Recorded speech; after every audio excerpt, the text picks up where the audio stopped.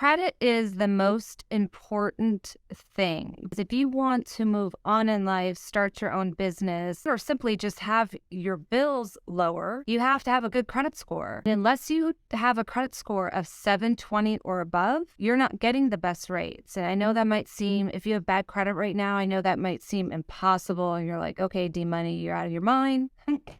There's a way I can do it. Yes, you can. Even if it takes 15 years, you have to do it. It's not going away. And it costs an average of $1,500 a month more for people that have a bad credit score than it does for someone that has a good credit score. So I want to talk today about what is a good credit score, how is it made up. Before you apply for any financing, cars, home, anything, furniture, anything, you need to ask a simple question because your credit report is either VantageScore or it's FICO. Now, 90% of the lenders utilize FICO as their scoring model. That is the model. Those are the two different scoring models. Now, in each of those models, there's different versions. Just like you update your Microsoft Outlook because they came out with 2000 whatever. Same thing with FICO. There's FICO 8, FICO 9, FICO 10, FICO 10T. It's vital to find out what the heck the lender's utilizing.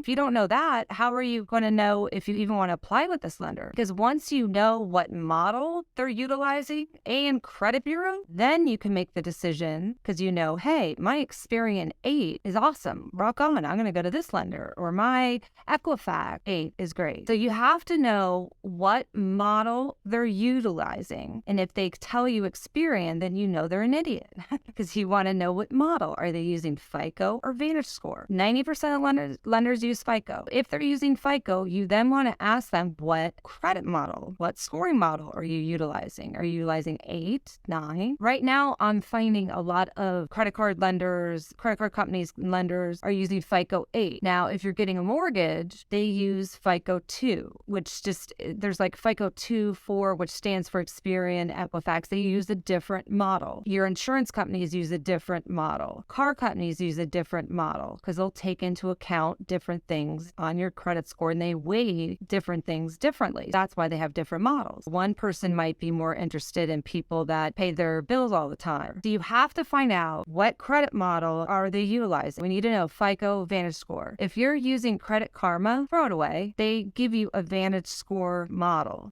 You probably have a higher score than you even know if you're utilizing Credit Karma. That's super important. Credit Karma, same thing. If you go to TransUnion, they'll give you your VantageScore. You really want to get your FICO score. Then you want to find out what model they're utilizing. Then you can make the decision of what you're going to do. Because if you don't know that, how are you even applying for anything? And I feel like sometimes because people have bad credit, they are afraid to ask questions. Believe me, they make a lot of money on you if you have bad credit. Do not feel ashamed or worried about asking any question because your interest is going to be higher. You're going to pay more. You have every right to know and find out. That way, then you can decide if you want to apply for that lender or not. Let's go through what is a good credit score. If you have 520 to 579, it's very poor. 580 to 619, poor. Below average is 620 to 679. Average, 680 to 719. And above average is 720 plus. And that's what we all want to shoot for, is that 720 plus range. You will be able to do it. I'm going to do a whole series. This is step 1 regarding credit. When I started focusing on mine, it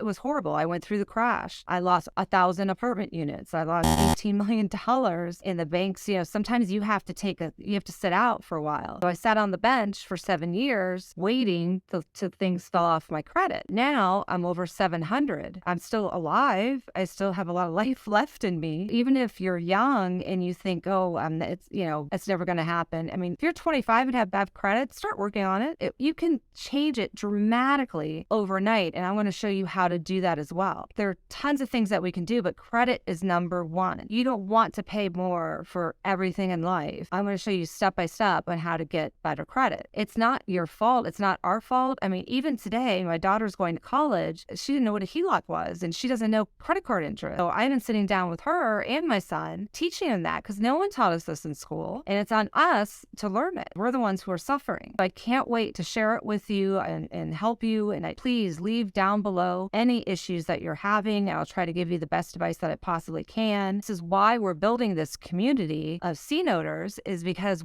I want to make as many people millionaires as I possibly can, or comfortable in life. Maybe you don't want to be a millionaire, but I know everyone wants a better life. So I can't wait to share it with you. This is D Money. I absolutely adore you guys. If this is helpful, like, follow, subscribe, blow kisses, do whatever. Peace out.